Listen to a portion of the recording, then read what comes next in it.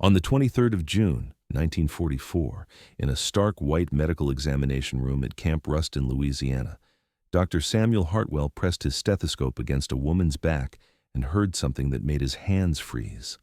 The rattle in her lungs wasn't just congestion, it was the sound of a body surrendering. He stepped back, his face carefully neutral, and gestured for the next woman to sit on the examination table. But his mind was already racing with a single impossible thought. These prisoners were dying, and they had been dying long before they ever reached American soil. The morning had begun like any other. Dr. Hartwell, a veteran Army physician who had spent 2 years examining thousands of prisoners of war, expected nothing unusual. He was 52 years old, gray at the temples, with the steady hands of a man who had seen everything war could do to the human body. He had treated shrapnel wounds, amputations, dysentery, and typhus. He had examined Italian prisoners from North Africa, German soldiers from Sicily, and Japanese captives from the Pacific. He thought he had seen it all. But when the first group of German women arrived at his clinic that humid Louisiana morning, something felt wrong from the moment they shuffled through the door. There were 40 of them in total. Luftwaffe auxiliaries, radio operators, clerks, and nurses captured during the Allied invasion of France. They had been processed through holding facilities in England, then shipped across the Atlantic to the United States for the duration of the war. Standard procedure. The Geneva Convention required medical examinations within 72 hours of arrival at any permanent camp. Dr. Hartwell had performed hundreds of these examinations. He knew the routine by heart. The women stood in a nervous line outside his clinic, their threadbare uniforms hanging loose on their frames. Most were young, in their early 20s, though a few appeared middle-aged. Their faces were pale, gaunt, and etched with something Dr. Hartwell recognized immediately. Fear, not the ordinary apprehension of prisoners facing an unknown future, but the deep animal terror of people who expected to be hurt. A translator stood beside him, a German-American corporal named Werner Eisenbach, who spoke both languages fluently. Dr. Hartwell nodded to the first woman in line. She entered slowly, her eyes darting around the room as if searching for hidden threats. She was perhaps 24 years old, blonde hair pulled back severely, her cheekbones sharp beneath skin that looked almost translucent. "Please sit," Dr. Hartwell said through the translator. His voice was calm, professional. "I need to perform a routine medical examination. This is required by international law for all prisoners of war." The woman sat on the edge of the examination table, her posture rigid. When Dr. Hartwell approached with his stethoscope, she flinched so violently that he stopped, mid-step. "It's all right," he said gently. "I'm just going to listen to your heart and lungs. I won't hurt you." The translator repeated his words in German. The woman's eyes filled with tears, but she nodded and sat very still as Dr. Hartwell placed the stethoscope against her chest. Her heartbeat was rapid, irregular. When he asked her to breathe deeply, she struggled to comply, her breath shallow and labored. He moved the stethoscope to her back. That's when he heard the rattle. Fluid in the lungs, possibly pneumonia, possibly worse. He stepped back and looked at her, really looked at her for the first time. Her uniform hung on her like a tent. Her wrists were so thin he could see every bone. Her fingernails were cracked and discolored. Her gums, when she opened her mouth for the throat examination, were bleeding and receded. Advanced scurvy, severe malnutrition, vitamin deficiencies that took months, not weeks, to develop. "When did you last eat a full meal?" he asked. The woman stared at him, confused by the question. Through the translator, she answered haltingly, "This morning. The guards gave us bread and porridge. Before that, in France and Germany. When was the last time you had enough food?" Her confusion deepened. "I do not understand. We had rations, like all soldiers." But Dr. Hartwell understood something she didn't yet realize. He had examined enough malnourished prisoners to know the timeline of starvation. The body could hide hunger for a while, burning through fat reserves, then muscle. But the symptoms he was seeing, the dental decay, the skin lesions, the fluid in her lungs, these took months of severe deprivation to manifest. This woman hadn't been starved on the journey to America.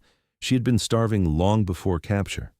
He moved through the examination methodically, documenting everything, weight 91 pounds, height 5 feet 4 inches, blood pressure dangerously low, signs of anemia, lesions on her legs consistent with pellagra, a disease caused by niacin deficiency.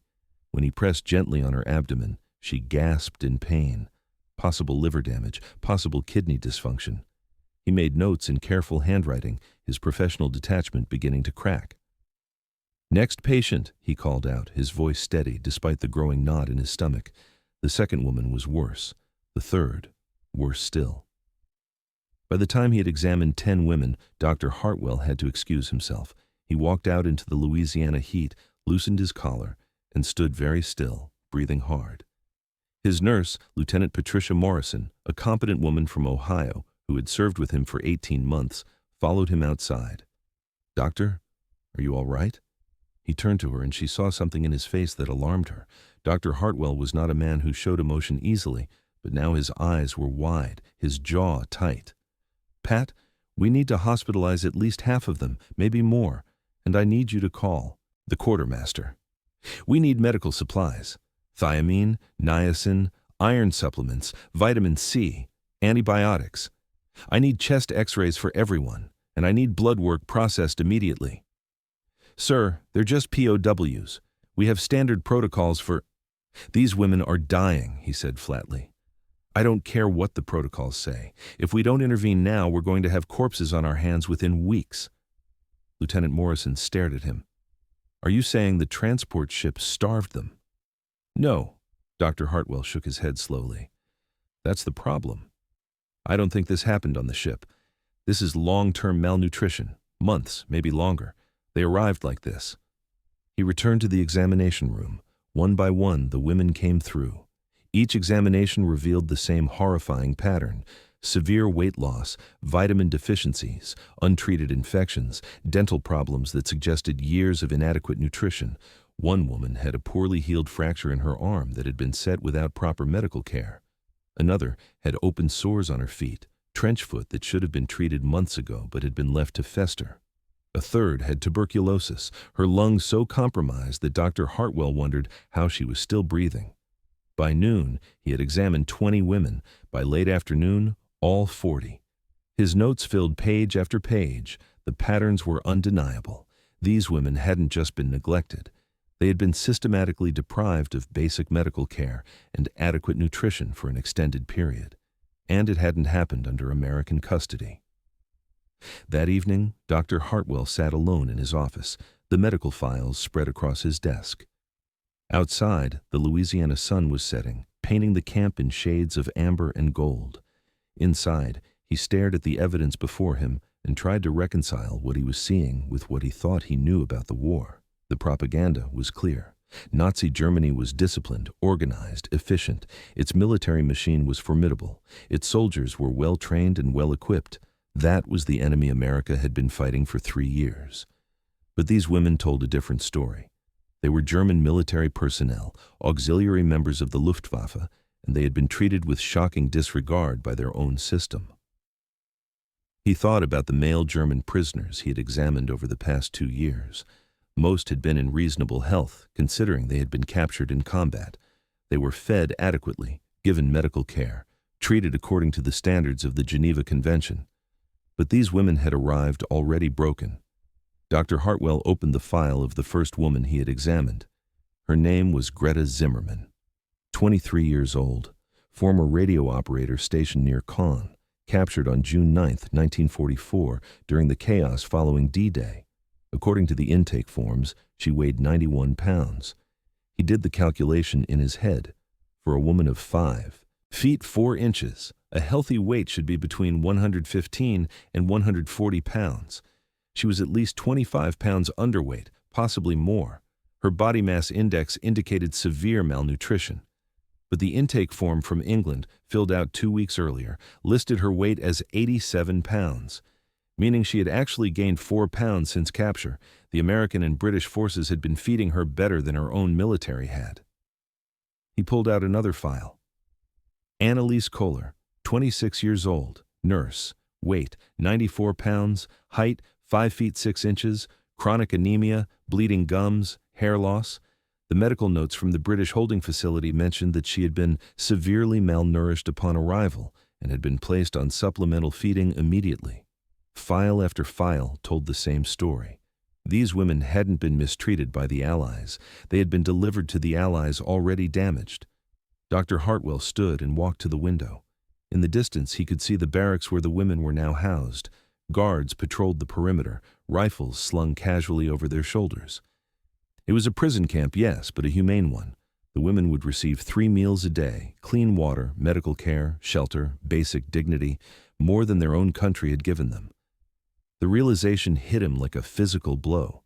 He had spent the entire war thinking of Germans as the enemy, as the architects of unspeakable cruelty. And they were. The evidence of Nazi atrocities was overwhelming. But these women, these 40 women, had also been victims of that same system. They had served it, yes, but it had discarded them without hesitation. He thought about the fear he had seen in their eyes. They had expected torture, expected abuse, expected to be treated the way their own propaganda had told them Americans treated prisoners, with savagery, with cruelty. Instead, they had been given medical examinations, warm meals, and beds with clean sheets. The cognitive dissonance must have been shattering. Dr. Hartwell sat back down and pulled out a blank sheet of paper. He began to write, his handwriting firm and precise. This was not just a medical report. This was testimony, evidence, proof that the enemy was not a monolith, that the war was more complex than any propaganda poster could capture. These women had been soldiers for Germany, but Germany had betrayed them long before they ever fell into enemy hands. He wrote late into the night, documenting every symptom, every measurement, every horrifying detail. When he finally set down his pen, the clock on the wall read 2:30 in the morning. His coffee had gone cold hours ago. His eyes burned with exhaustion, but he felt something he hadn't felt in years. Purpose, not the abstract purpose of serving his country or following orders, but the specific, undeniable purpose of his medical oath. First, do no harm. And second, when harm has been done, heal. These 40 women had been harmed by war, by ideology, by a system that had used them and discarded them. Now they were his patients, not prisoners, not enemies, patients, and he would be damned if he let a single one of them die on American soil. He gathered his files, turned off the lamp, and walked out into the warm Louisiana night. Tomorrow, the real work would begin. Tomorrow, he would start saving lives. But tonight, for just a moment, he allowed himself to feel the full weight of what he had discovered. The enemy, it turned out, had many faces, and some of them were terrifyingly familiar. The morning after his discovery, Dr. Hartwell arrived at the clinic before dawn, carrying a thermos of coffee and a determination that bordered on obsession. Sleep had eluded him. Every time he closed his eyes, he saw those hollow faces, those skeletal frames, those bleeding gums. By the time the sun rose over Camp Ruston, he had already prepared a detailed questionnaire, translated into German with Corporal Eisenbach's help. He needed answers. He needed to understand how 40 women could arrive at an American prison camp in worse condition than men who had been captured on battlefields. The first interview was with Greta Zimmerman, the young radio operator whose rattling lungs had triggered his alarm the previous day. She sat across from him in the clinic's small consultation room, her hands folded tightly in her lap. Corporal Eisenbach stood by the door, ready to translate. Dr. Hartwell kept his voice gentle, his demeanor calm. He had learned long ago that frightened patients rarely told the truth, not because they wanted to lie, but because fear clouded memory. Greta, he began, using her first name deliberately to establish rapport. I need to ask you some questions about your health, not just since you were captured, but before, months before. Can you help me understand your medical history? Through the translator, she nodded slowly. Her eyes, which had been downcast, flickered up to meet his. There was something in them, a mixture of confusion and cautious hope. When you were stationed in France, how much food did you receive each day? She hesitated, then answered in halting sentences that Corporal Eisenbach translated. We received rations, bread in the morning, sometimes porridge, at midday, soup. In the evening, more bread, sometimes with butter or margarine. Once or twice a week, meat. Dr. Hartwell made notes. And before France?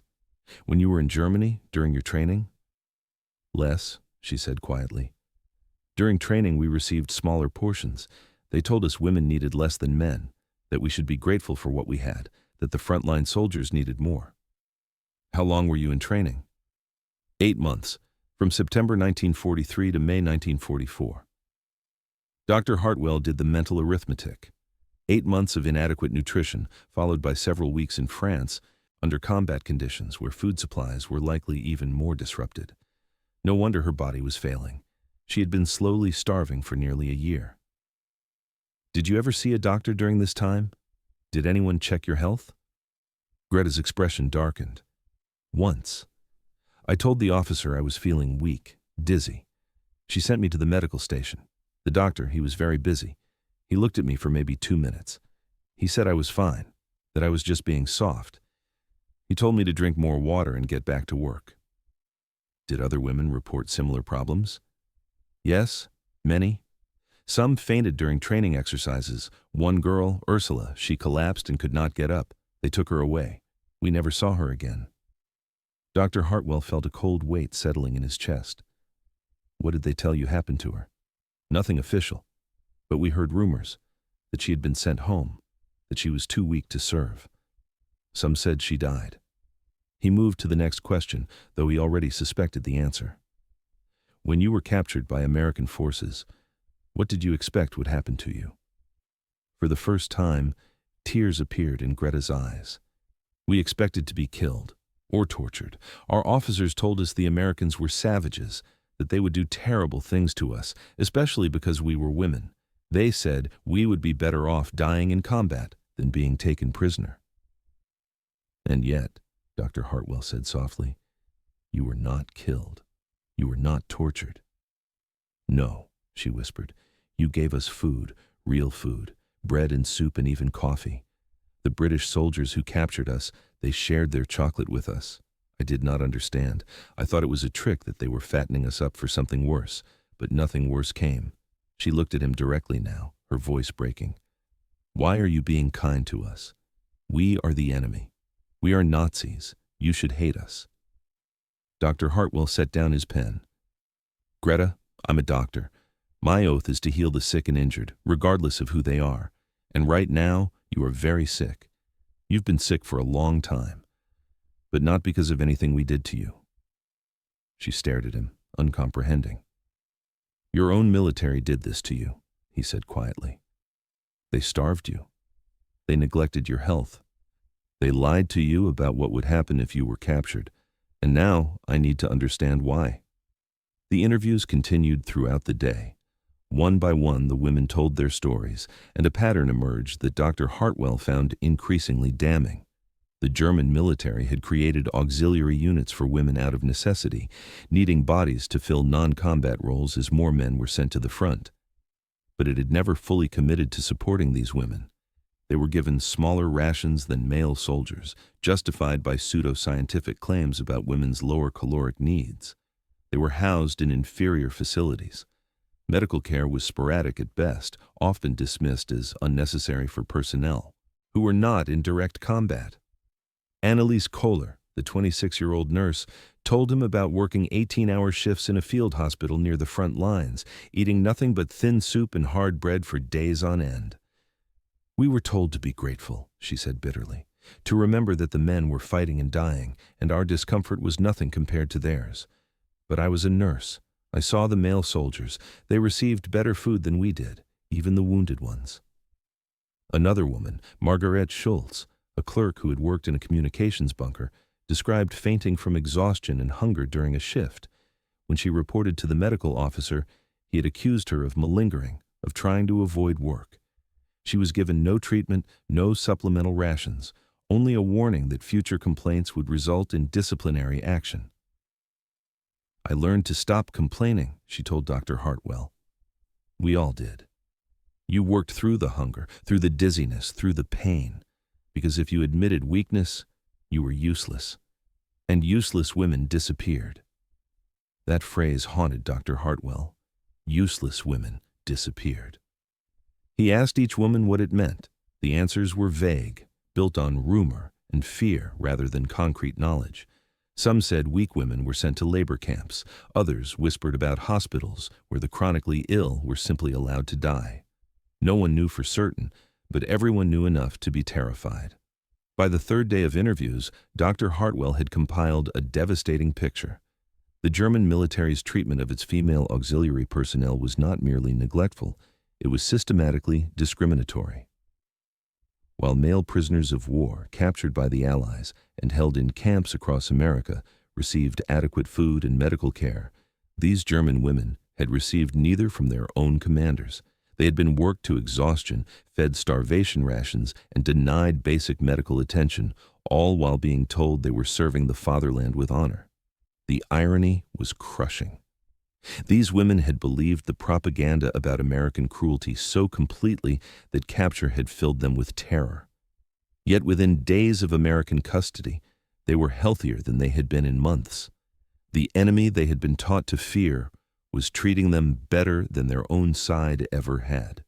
Dr. Hartwell took his findings to Camp Commander Colonel James Whitmore, a career officer who ran Camp Ruston with efficiency and fairness. The colonel listened as Dr. Hartwell presented his evidence, the medical charts, the interview transcripts, the pattern of systematic neglect. When he finished, Colonel Whitmore leaned back in his chair and rubbed his temples. "Doctor, I appreciate your thoroughness, but I'm not sure what you expect me to do with this information. These are enemy prisoners. The Geneva Convention requires we feed them and provide medical care, which we're doing. Their condition when they arrived is, frankly, not our problem." "With respect, sir, it is our problem," Dr. Hartwell said firmly. "These women are dying, right now, in our custody. If we don't implement aggressive medical intervention, we will have deaths on our hands, deaths that could have been prevented." "They're prisoners of war, doctor, not patients in a civilian hospital. They're human beings who have been systematically abused by their own military, and we have the resources to save them, every single one of them." Colonel Whitmore sighed. "Resources that could be used for our own soldiers, resources that are already stretched thin. I have to think about priorities, doctor, and frankly, the health of German prisoners is not at the top of my list." Dr. Hartwell felt anger rising in his chest, hot and insistent. He forced himself to remain calm. "Sir, if we let these women die through neglect, how are we any different from the system that broke them in the first place?" The colonel's eyes hardened. "We're different because we didn't start this war. We didn't build concentration camps. We didn't invade our neighbors. These women served the Nazi regime, doctor. Voluntarily, I might add." "Did they?" Dr. Hartwell challenged. "I've interviewed them extensively. Most were conscripted. They had no choice. They were told it was their duty, that refusing meant disgrace for their families. They were teenagers and young women who were fed propaganda from birth, and their reward for service was starvation and medical neglect." He leaned forward, his voice intense. "Sir, I understand your concerns about resources, but consider this. When this war ends, and it will end, there will be a reckoning. There will be questions about how we treated our prisoners. Do we want the record to show that we let 40 women die because we decided they weren't worth the extra rations and medical supplies? Or do we want to demonstrate that American values mean something, even when applied to our enemies?" Colonel Whitmore was silent for a long moment. Finally, he nodded slowly. "What do you need?" "Full hospital beds for at least 20 of the most critical cases, supplemental feeding programs for all 40, a complete pharmacy inventory, thiamine, niacin, vitamin C, iron, antibiotics, everything necessary to treat severe malnutrition and related conditions. And I need permission to implement aggressive refeeding protocols that go beyond standard POW care. That's a significant allocation of resources, doctor." "I know, sir, but it's also the right thing to do." The colonel studied him for a long moment, then reached for a pen. "I'll authorize it. But Dr. Hartwell, I want daily reports. If this program is going to consume resources, I need to justify it up the chain of command. Document everything, progress, setbacks, outcomes. Make this count." "I will, sir. Thank you." As Dr. Hartwell left the colonel's office, he felt a grim satisfaction. He had won the argument, secured the resources he needed. But the real work was just beginning. Saving lives was about more than good intentions and adequate supplies. It required precision, patience, and an understanding that bodies broken over months could not be healed overnight. That evening, he gathered his medical staff, Lieutenant Morrison, and 3 Army nurses who had been assigned to the POW medical unit. He spread out the medical charts on a table and walked them through what he had discovered. These women are suffering from severe, long-term malnutrition, he explained. That means we cannot simply feed them normal rations and expect them to recover. If we overfeed them too quickly, we risk refeeding syndrome, where the body's chemistry becomes dangerously imbalanced.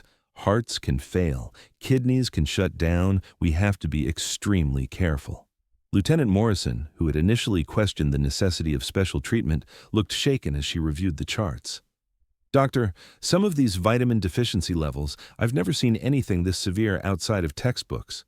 "That's because this level of deprivation is rare in modern military contexts," Dr. Hartwell said. "The German military essentially subjected these women to what amounts to slow starvation while simultaneously demanding physical labor. It's a combination that destroys the body systematically."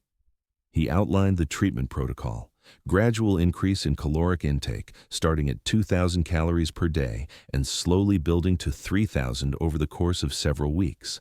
High-protein foods to rebuild muscle mass, vitamin supplements administered under careful supervision, treatment for specific infections and injuries, daily weigh-ins and vital sign monitoring. It was an aggressive, comprehensive plan that would require constant attention.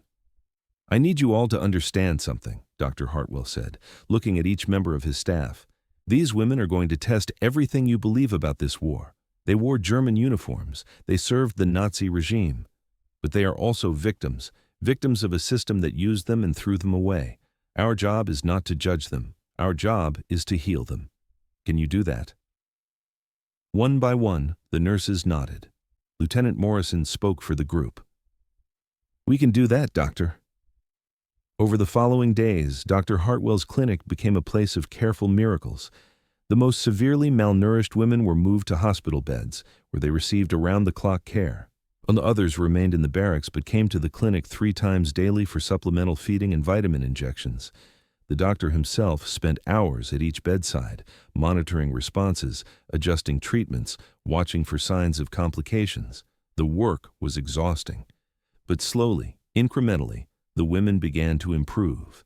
Greta Zimmerman's lung rattle cleared after a week of antibiotics and rest.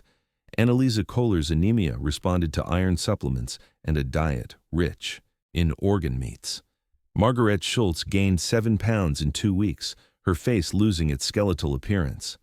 Dr. Hartwell documented everything meticulously: weights, blood pressure readings, dietary intake, medication schedules, symptom improvements. Each entry was a piece of evidence, proof that even the most broken bodies could heal with proper care.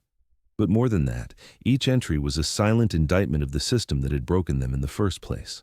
Late one night, as he sat in his office reviewing the day's notes, he realized something profound.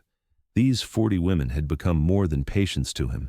They had become witnesses, living proof that the Nazi regime's cruelty extended not just to its enemies and victims, but to its own people. The women who had served it faithfully had been rewarded with starvation and neglect. And now, in the custody of the nation they had been taught to fear, they were learning what genuine care looked like. It was a moral arithmetic that could not be ignored.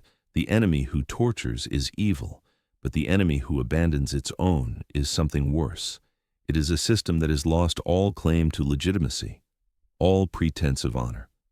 Dr. Hartwell closed the last file and turned off his desk lamp.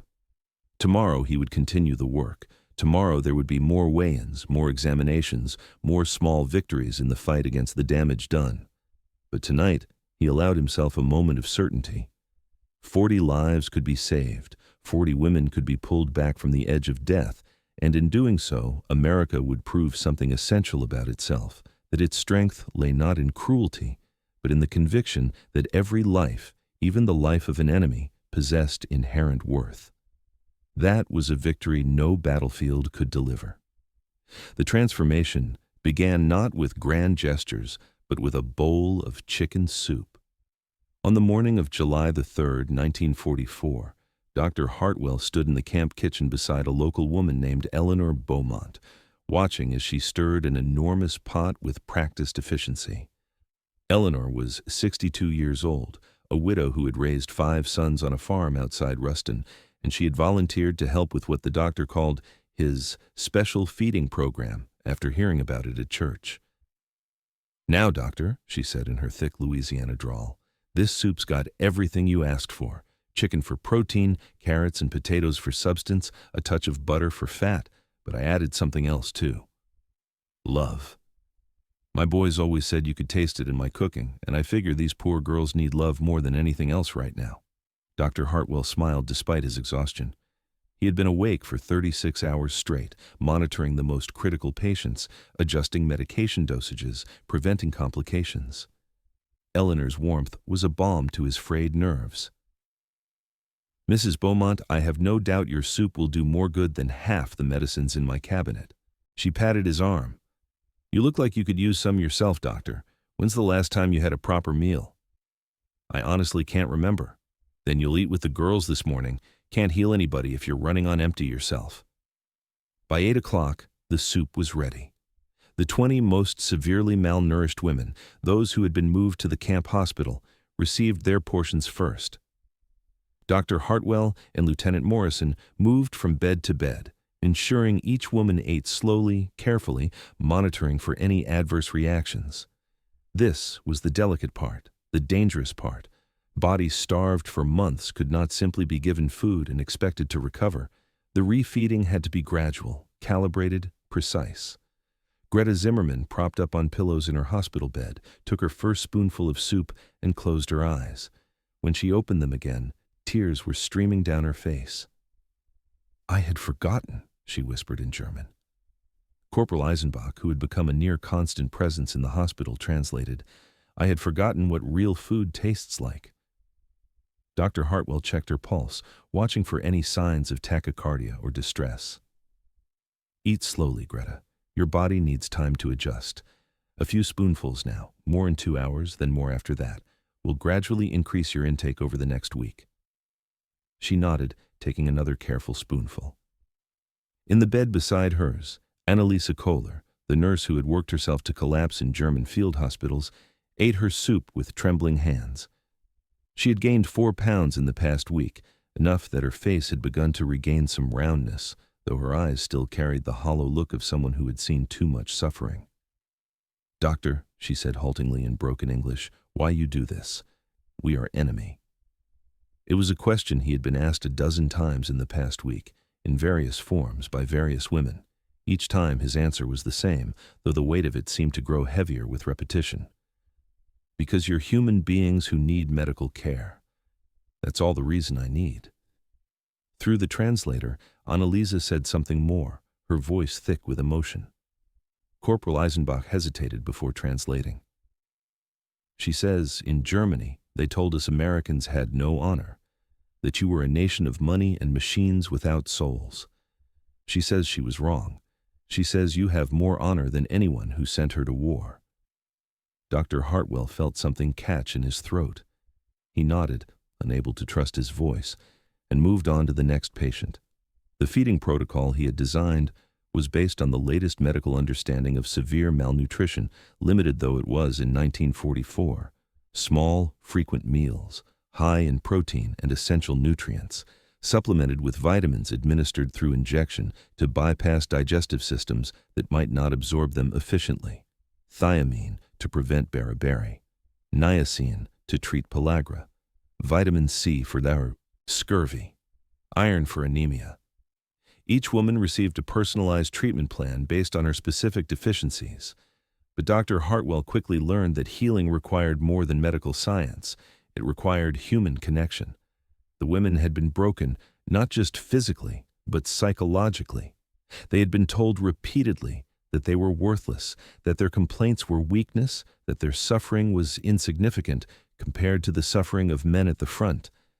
Now, suddenly, they were surrounded by people who insisted their lives mattered, who spent hours ensuring they received proper care, who treated their pain as real and worthy of attention.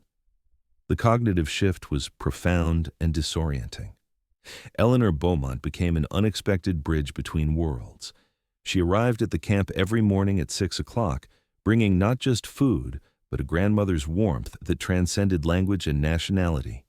She learned the names of every woman, learned their stories through the translator, and treated each one as if she were one of her own daughters. When Margaret Schultz, the clerk who had fainted from hunger during her service, broke down crying after finishing her first full meal in months, it was Eleanor who sat beside her bed and held her hand until the tears stopped. "Poor lamb," Eleanor murmured, stroking Margaret's hair. "You've been through hell, haven't you? But you're safe now. Nobody's going to hurt you here," Corporal Eisenbach translated, and Margaret nodded, clinging to Eleanor's hand like a lifeline. Later, when Eleanor had left for the day, Margaret said to the translator, "I had prepared myself to hate Americans, but how can you hate someone who holds your hand when you cry?"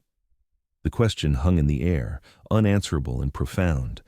As days turned into weeks, the physical transformation became undeniable. Weight increased steadily, carefully monitored to ensure it came from proper nutrition rather than dangerous fluid retention. Skin that had been pale and translucent began to regain color. Hair that had been brittle and falling out started to grow healthy again. Gums healed, wounds closed. Energy returned in small increments, measured in the ability to sit up without dizziness, to walk to the bathroom without assistance, to laugh at something without gasping for breath afterward. Dr. Hartwell tracked every metric obsessively. By the end of July, Greta Zimmerman had gained 12 pounds, bringing her to 103, still underweight but no longer critically so. Her lung infection had cleared completely. Her blood work, while not perfect, showed dramatic improvement in all key indicators. She could walk the length of the hospital ward without resting, something that would have been impossible a month earlier. Annalisa Kohler gained 15 pounds, the muscle mass slowly rebuilding on her frame. As a trained nurse, she understood what Dr. Hartwell was doing, recognized the protocols, appreciated the precision. She began assisting with other patients, translating medical instructions, helping distribute medications, serving as an intermediary between the German women and the American medical staff. Her English improved rapidly, picking up medical terminology with professional ease. One afternoon, as she helped Lieutenant Morrison change bandages on a patient with leg ulcers, she said quietly, "In Germany, I thought I was a nurse, but I was not allowed to be a real nurse. I was told what to do given no supplies and blamed when patients suffered. Here, even as a prisoner, I am treated like a professional. It is strange, yes?" Lieutenant Morrison, who had initially been skeptical of treating POWs with such intensive care, had undergone her own transformation. "Annalisa, you are a professional, and good nurses are valuable anywhere, regardless of what uniform they used to wear." The comment brought tears to Annalisa's eyes. Later, she would tell Dr. Hartwell that it was the first time in years anyone had acknowledged her skill rather than just her willingness to follow orders. The psychological healing proved more complex than the physical. Many of the women struggled with guilt, grappling with the reality that they were recovering in enemy custody while their families back in Germany suffered under Allied bombing and advancing Soviet armies. They wrote letters home, carefully censored by camp authorities, trying to explain their situation without revealing too much about their location or conditions.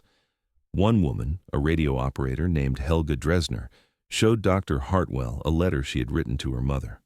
Through Corporal Eisenbach, she asked him to read it. The letter described her capture, her fear, and then, in halting, almost apologetic language, the kindness she had received. "The American doctor says I was very sick, that I would have died without treatment. Mama, they gave me medicine. They feed me 3 times every day. The food is good, more than we had even before the war. There's an old woman who brings soup and calls me dear child in English. I do not understand why they are being kind to us. We were taught they would be monsters, but they are not monsters, Mama. They are just people, and some of them are very good people."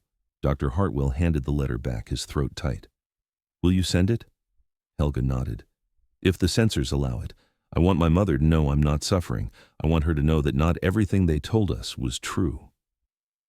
"And what about you?" Dr. Hartwell asked gently. What do you believe now? She was quiet for a long moment, staring at the letter in her hands. I believe I served a lie. I believe I was used and discarded. And I believe the people who defeated us are better than the people I served. That's a hard thing to accept, Doctor. Very hard.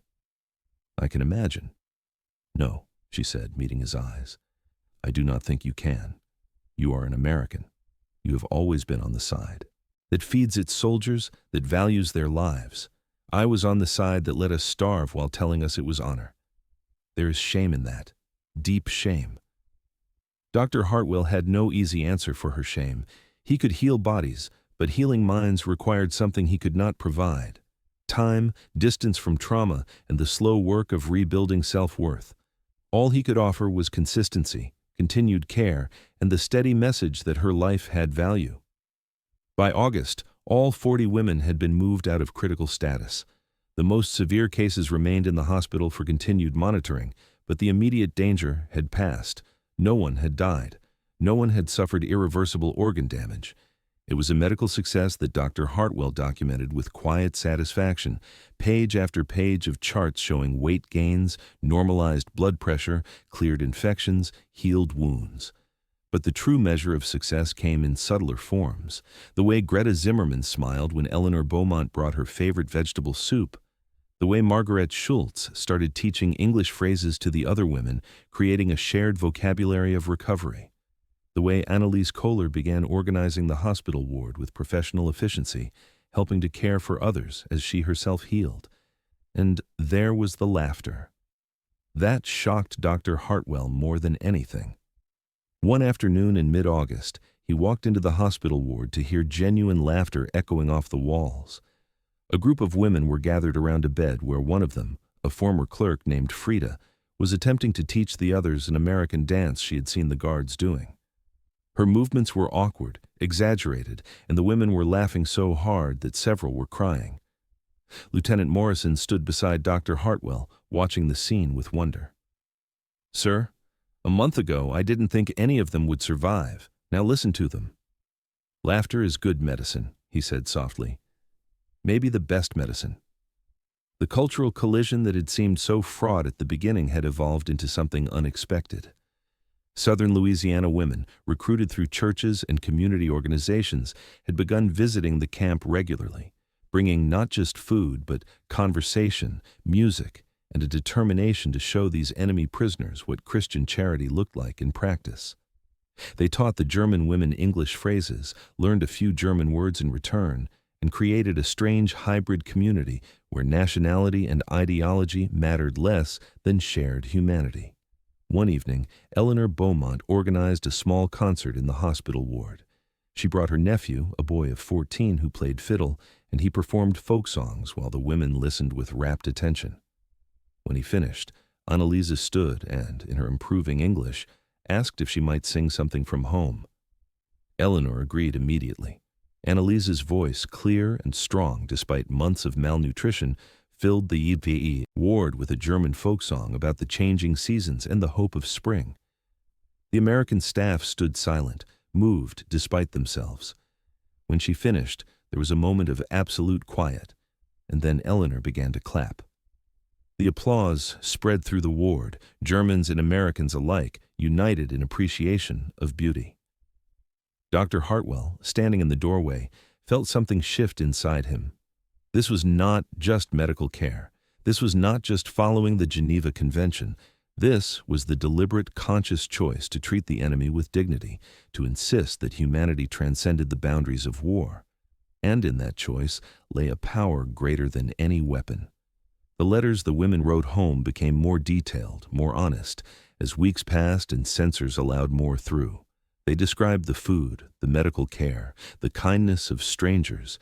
They described a version of America that contradicted everything they had been taught. Word began to filter back through Red Cross channels, through neutral countries, through the strange networks that connected prisoners to home. German families learned that their daughters, sisters, and wives were not being tortured in American camps, but were being healed.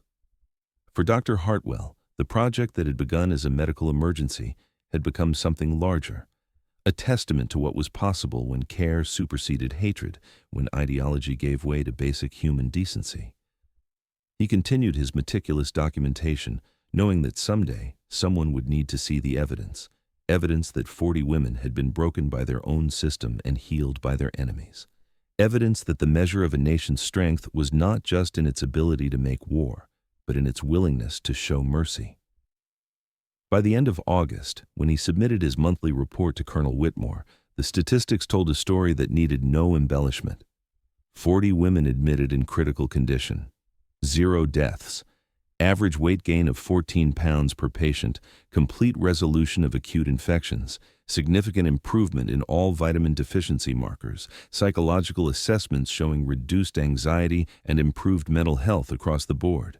The colonel read the report in silence, then looked up at Dr. Hartwell. "This is remarkable work, Doctor.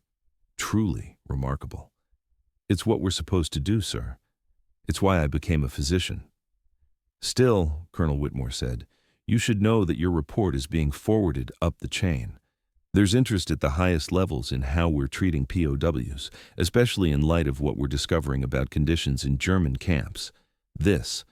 What you've done here, it's proof that we're better than that we can win this war without becoming the thing we're fighting against."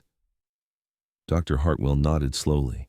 He had not thought of his work in such grand terms. He had simply seen patients who needed help and provided it. But perhaps that was the point. Perhaps the truest. Victories were the ones that felt ordinary, necessary, inevitable. The choice to heal rather than harm. The decision to feed rather than starve. The insistence that every life, even the life of an enemy, possessed inherent worth. That night, as he walked through the hospital ward on his final rounds, he stopped beside Greta Zimmerman's bed.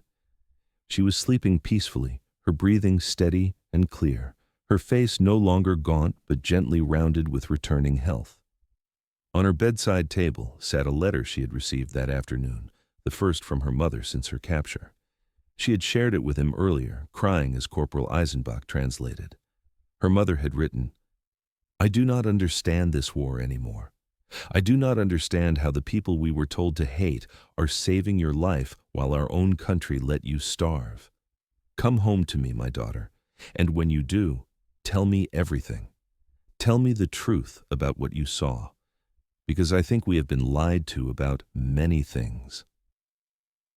Dr. Hartwell stood in the dim light of the ward, surrounded by the quiet breathing of 40 women who should have died but didn't, and felt the weight of what had been accomplished. Not just survival, but transformation. Not just healing, but hope. The war would continue. More battles would be fought. More lives would be lost. But here, in this small corner of Louisiana, 40 women had learned that the enemy they had been taught to fear possessed something their own side had lost: compassion without calculation, kindness without condition, the simple, profound belief that every human being deserved care. That lesson, Dr. Hartwell believed, would outlast any victory on any battlefield. The legacy began to take shape even before the war ended. In October of 1944, Dr. Hartwell received an unusual summons to Washington District of Columbia. The War Department wanted to review his documentation of the German women prisoners, particularly his findings about their condition upon arrival. He traveled by train, carrying a briefcase filled with medical charts, photographs, interview transcripts, and statistical analyses that represented 4 months of intensive work. The meeting took place in a windowless office building where 3 colonels and a brigadier general listened as he presented his findings. He spoke for 2 hours, detailing the systematic medical neglect the women had suffered under German military command, the precision required to save them, and the broader implications of what he had discovered. When he finished, the room was silent for a long moment. Finally, the brigadier general, a man named Douglas McReynolds, leaned forward. "Dr. Hartwell, do you understand what you've documented here? This isn't just a medical case study. This is evidence of how the Nazi regime treats its own people. Women who served loyally, who followed orders, who did everything asked of them, and their reward was starvation and neglect." "Yes, sir. That's exactly what it is." We're going to need copies of everything, all of it. Medical records, photographs, interview transcripts, statistical analyses. This documentation will be used in post-war assessments, possibly in tribunals. The world needs to see this." Dr. Hartwell nodded slowly. He had hoped his work would matter beyond the 40 lives he had saved, but he had not imagined it would reach this level. "The women, sir, what will happen to them when the war ends?" "They'll be repatriated, like all POWs, sent home to Germany. But they'll go home healthy thanks to you, and they'll carry stories with them, stories about how they were treated by the enemy they were taught to fear. Stories that contradict everything their government told them." "Precisely." The general smiled grimly. "Sometimes the most powerful weapon in war is simply telling the truth." Dr. Hartwell returned to Camp Rustin with a new understanding of what he had accomplished. The 40 women were no longer just his patients. They were witnesses, living testimony to the moral bankruptcy of the regime they had served and the unexpected mercy of the nation that had defeated it. By the spring of 1945, as Germany collapsed and the war in Europe drew to its inevitable conclusion, the women at Camp Rustin had transformed completely. Greta Zimmermann, who had weighed 91 pounds upon arrival, now weighed 126 pounds. Her health was excellent. She had learned fluent English, trained as a medical assistant under Dr. Hartwell's supervision, and become an invaluable member of the hospital staff. Annalisa Kohler had regained her full strength and worked alongside Lieutenant Morrison as a fully functioning nurse, treating not just the German women, but other prisoners and even American soldiers stationed at the camp. The medical protocols Dr. Hartwell had developed were adopted at POW camps across the United States. His careful documentation of refeeding procedures, vitamin supplementation schedules, and psychological support strategies became the standard for treating severely malnourished prisoners. Other camps began implementing similar programs, and lives were saved that might otherwise have been lost. But the true measure of his success came in quieter forms. In the letters the women wrote home, now flowing freely as Germany's censorship apparatus collapsed, in the way they spoke about America to newly arrived prisoners, dispelling fears with first-hand accounts of kindness rather than cruelty. In the bonds that formed between former enemies, connections built on the simple foundation of one person caring for another. When victory in Europe was declared on the 8th of May, 1945, the celebration at Camp Rustin was muted. For the American guards and staff, it meant the beginning of the end, the promise that soldiers would come home, that families would be reunited. For the German prisoners, it meant something more complex. Relief that the killing had stopped, grief for a homeland in ruins, and uncertainty about what awaited them when they returned. Dr. Hartwell gathered the 40 women in the hospital ward the day after VE Day. Through Corporal Eisenbach, who had become more friend than translator over the past year, he addressed them directly. "The war is over. Within the coming months, you'll be processed for repatriation. You'll go home to Germany, to your families, to whatever future awaits you there. I want you to know that it has been my honor to care for you. When you arrived, you were broken, not by us, but by the system you served, and you had every reason to expect cruelty from us.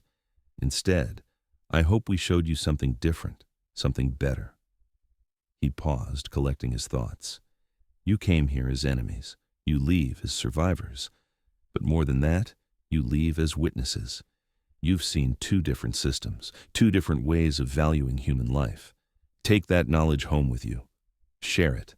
Let people know that the propaganda was a lie, that the enemy they were taught to hate treated you better than your own commanders did."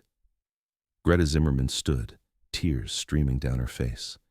In clear English, she said, "Dr. Hartwell, you saved my life. You saved all of our lives, not just our bodies, but our souls. You taught us that humanity can survive even in war, that kindness is not weakness, that the measure of a nation is how it treats those who cannot fight back." Her voice broke. "I will never forget this. None of us will. And we will tell everyone what America truly is." One by one, the other women stood. Some were crying. Others smiled through tears. All of them understood that what had happened at Camp Rustin was more than medical treatment. It was a lesson in what civilization meant, a demonstration that power could be expressed through mercy rather than domination. The repatriation process took months. The women left in groups, transported first to East Coast ports, then loaded onto ships bound for Europe. Dr. Hartwell said goodbye to each one individually, shaking hands, offering final words of encouragement, watching as they walked away carrying small bundles of possessions and enormous burdens of memory. When Greta Zimmerman left in late July, she handed him a letter. "Don't read it now," she said. "Read it when you need to remember why you did this." He tucked the letter into his pocket and watched her board the transport truck. She turned once, waved, and then was gone. That night, alone in his office, he opened the letter. Her handwriting was careful, precise, the English nearly perfect. "Dear Dr. Hartwell, I do not have words sufficient to thank you for what you have done. You took a dying woman and gave her back her life. But more than that, you gave me back my faith in humanity. When I return to Germany, I will tell everyone about you, about Mrs. Beaumont, about Lieutenant Morrison, about Corporal Eisenbach. I will tell them that the Americans we were taught to hate were the ones who saved us. And I will spend the rest of my life trying to be worthy of the kindness you showed me. You are a great doctor, but you are an even greater human being. With profound gratitude and respect, Greta Zimmerman." Dr. Hartwell folded the letter carefully and placed it in his desk drawer beside the medical charts and documentation that told the statistical story of what had been accomplished. 40 women admitted in critical condition. 40 women released healthy, 0 deaths. But statistics could not capture the full measure of what had happened. They could not measure the transformation of fear into trust, hatred into respect, enemies into witnesses. In the months and years that followed, the ripple effects of Camp Rustin spread in ways Dr. Hartwell could not have anticipated. The women returned to a Germany devastated by war, occupied by Allied forces, struggling to rebuild from ruins. They carried with them stories that challenged everything their society had believed. Stories of American kindness, of medical care provided without conditions, of dignity extended even to the defeated. Annalisa Kohler returned to Munich and, after several difficult years, immigrated to the United States in 1952. She became a nurse in Boston, working in a veterans hospital where she cared for American soldiers who had fought against her country. She married an American engineer, raised 3 children, and lived until 2003. In interviews conducted late in her life, she always spoke about Camp Rustin as the place where she learned what nursing truly meant. "In Germany, I was told nursing was about following orders," she said in one recorded interview. "In America, even as a prisoner, I learned nursing was about caring for human beings. Dr. Hartwell taught me that. He taught all of us that." Margaret Schultz returned to her hometown near Frankfurt to find her family home destroyed and her parents missing, likely killed in the bombing raids. She eventually found work as a translator for the American occupation forces, using her English skills to bridge the gap between occupiers and occupied. She never married, never spoke much about the war, but in a diary discovered after her death in 1998, she wrote extensively about Camp Rustin. One entry, dated December 1946, read, "I dream sometimes of Louisiana, of Mrs. Beaumont's soup, of Dr. Hartwell's gentle hands checking my pulse, of the moment I realized the enemy was more humane than the country I had served. That realization saved my life in ways that medicine alone never could." Greta Zimmerman's story became perhaps the most remarkable. She returned to Stuttgart, found her family intact, and spent the next several years working with the Red Cross to help reunite displaced persons. In 1949, she applied for and received permission to immigrate to the United States. She settled in Louisiana, not far from Rustin, and became a nurse. She tracked down Eleanor Beaumont, who was still alive, and the 2 women formed a deep friendship that lasted until Eleanor's death in 1963. But most significantly, Greta maintained correspondence with Dr. Hartwell for the rest of his life. They wrote letters twice a year, exchanging news, sharing memories, reflecting on what had happened during those intense months of 1944. In 1975, on the 30th anniversary of VE Day, she organized a reunion. 7 of the original 40 women were able to attend. They came from across America, from Germany, even one from Canada. They gathered at a hotel in Ruston, and Dr. Hartwell, now 73 years old and long retired from active practice, met with each of them. The reunion was covered by local newspapers, and the story of what had happened 3 decades earlier was told to a new generation. A reporter asked Dr. Hartwell what he had learned from the experience. He was quiet for a long moment before answering. "I learned that the Hippocratic Oath is not conditional. It doesn't say to heal only those who share your nationality or your beliefs. It says to heal, period. I learned that sometimes the greatest victories in war are not military but moral. And I learned that when you give dignity to the defeated, you prove something essential about your own civilization." Greta Zimmerman, sitting beside him, added her own reflection. "We were told America was cruel, that Americans were without honor. We were lied to about everything, but Dr. Hartwell and the people at Camp Ruston showed us the truth. They showed us that a great nation is measured not by how it treats its friends, but by how it treats its enemies. That is a lesson Germany had to learn the hard way." The documentation Dr. Hartwell had compiled during the war became part of the historical record. His medical charts, his statistical analyses, his interview transcripts, all of it was preserved in military archives and later studied by historians seeking to understand the full complexity of World War II. The story of the 40 women became a footnote in larger histories, a small but significant detail illustrating the vast differences between Allied and Axis treatment of prisoners. But for those who had lived it, it was never a footnote. It was the central experience that defined everything that came after. The women who survived carried the memory of Camp Ruston like a talisman, proof that even in humanity's darkest hours, light could break through. They told their children and grandchildren about the American doctor who had saved them, about the Southern grandmother who had fed them soup, about the moment they realized that everything they had been taught was a lie. Dr. Samuel Hartwell died in 1982 at the age of 80. His obituary in the Ruston Daily Leader mentioned his service during World War II, his work with prisoners of war, and his dedication to the principle that medical care was a human right, regardless of nationality or political affiliation.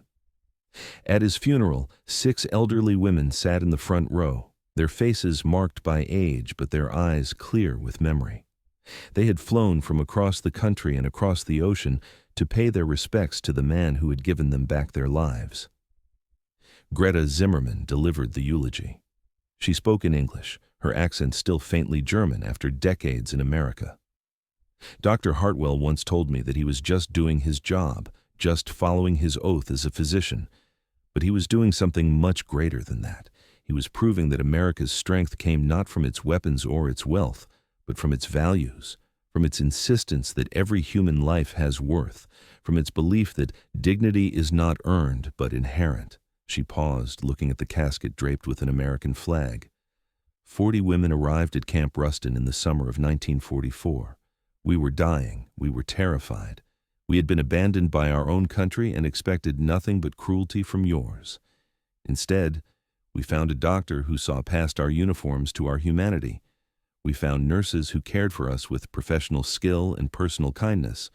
We found ordinary Americans who fed us, taught us, and showed us what it meant to be truly civilized. Her voice strengthened. Dr. Hartwell saved 40 lives, but the impact of those 40 lives rippled far beyond us. We went home and told the truth about America. We raised children who grew up knowing that the enemy can also be good. We lived our lives trying to embody the kindness we received. That is his legacy. Not just survival, but transformation. She folded her prepared remarks and spoke from her heart. On behalf of all of us, the 40 women who should have died but didn't, I say thank you. Thank you for seeing us as human beings when our own country saw us as expendable. Thank you for treating our suffering as real when we had been told it didn't matter. Thank you for proving that the measure of a great nation is not its power to destroy, but its willingness to heal. The funeral ended with a reception, where the surviving women shared stories, laughed through tears, and marveled at the fact that they were still alive to tell the tale. They looked at photographs from 1944, shocked at how young and broken they had been. They compared those images to who they had become, women who had lived full lives, raised families, built careers, all because an American doctor had decided their lives were worth saving. As the sun set over Ruston that day, casting long shadows across the cemetery where Dr. Hartwell was laid to rest, the women stood together one last time. They were old now, in their 60s and 70s, their bodies marked by time, but they stood straight, dignified, alive. They represented more than individual survival. They represented a choice made decades earlier, a choice to value human life over ideology, to extend mercy to the defeated, to insist that even in total war, humanity could survive. That choice, made in a medical clinic in Louisiana in the summer of 1944, had rippled across decades and continents. It had shaped lives, influenced children, and stood as quiet testimony to a truth that transcended politics and nationality. The truth that Dr. Samuel Hartwell had lived by and that 40 women had learned through their own suffering and salvation. Dignity given to the defeated is the mark of true civilization, not power, not wealth, not military might, but the simple, profound willingness to see the enemy as human and to act accordingly. That was the legacy of Camp Ruston. That was the lesson of 40 lives saved. That was the victory that mattered most. And as the last of the women walked away from the grave that evening, supporting each other with the bond of shared experience, they carried that lesson forward. Not as a burden, but as a gift. A gift given to them by a doctor who had understood what his oath truly meant, who had looked at dying enemies and seen patients who deserved to live. In the mathematics of war, 40 lives might seem insignificant against the millions lost.